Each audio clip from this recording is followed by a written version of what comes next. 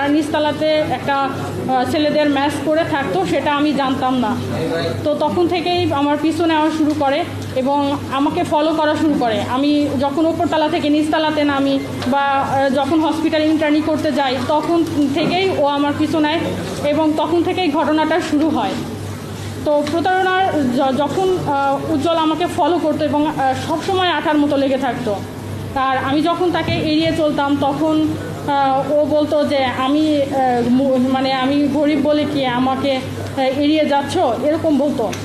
তো আমি জানতাম যে ছেলেটা হিন্দু, এজন্যই আমি ওকে সবসময় এড়িয়ে যাওয়ার চেষ্টা করতাম।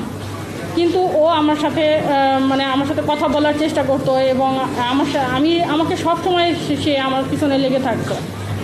তো একটা সময় আমি ইন্টার্নি শেষ করার পরে আমি গ্রামে চলে যাই এবং তো ওখানে আমি ছোটোখাটো একটা চাকরি করি। তারপরে আবার আমি ঢাকাতে চলে আসি গাজীপুরে, ওখানে চাকরিতে জয়েন করি। চাকরিতে জয়েন করার পরে ও আমাকে বিভিন্ন নাম্বার থেকে কল দিত, মেসেজ দিত, কীভাবে জানি আমার নাম্বার কালেক্ট করে ও আমাকে ফোন দিত। তো তখন তো আমার অ্যান্ড্রয়েড ফোন ছিল না। তো তারপরে থেকে ও আমাকে এভাবে ফোন দিয়ে সবসময় বিরক্ত করতো।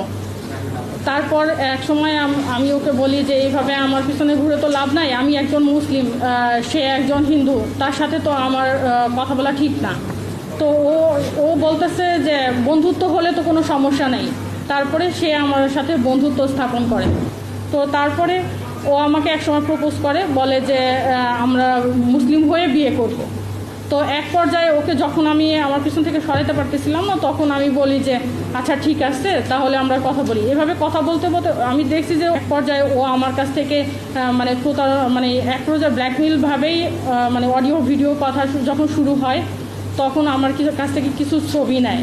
সেই ছবিগুলো দিয়েই প্রথম ব্ল্যাকমেইলের শুরু হয়।